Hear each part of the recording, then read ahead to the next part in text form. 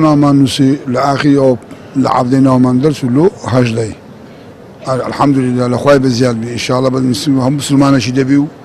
هم كسر ساوري بعول قوتي او خوای ناو نگرته 6000 7000 نوسي نگرته و پاردت والله لما تعزل داش خون بو ان شاء الله دعاء لامتي مع مديك خوای گەورە کە ئینسانی دروست کردووە چۆن نوێژ و ڕۆژی لەسەر واجب کردو ئەو هاش حەزی لەسەر واجب کردووە ئەمەشەوە چەند ساڵەکە نامان دەنووسین بە فەزلی خوای گەورە ئەوسان نامان دەرچوە و بەخۆش دەزانین خۆشترین کاتە و کاتێک کە ئینسان بە خزمەت ماڵی خوای گەورە بگاو لەخوا بەزیاد هەستم باشە و تێگەیشتینی لەخوا بەزیاد بێ تێگەیشتینی ئینشەڵڵا بە خێر و سەلامەت دەچینەوە ئەگەڕێینەوە 9 ساڵ ناوم تۆمار کرد و ئەنجا ئیزاگانە بە توجاریەتم عملەداری نەما نەفەرەکان دەبین لە مەدینەی زیارەتەکانیان پێ دەکەین و دامێنە ڕەوزەی ئاورەتەکان بە جوازە پیاوەکانیش بە جوازە لە مەدینەش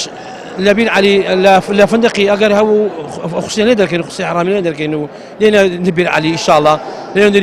نيتي ويا بيدين حرامين بيدين انه هي بعزل بس هي بعمره بس اذا تمتع بس تنو اما همر ما كان يا بيدرين كلا عرفي كلا مزدلفه لمينا شيطان رزم كردنا انا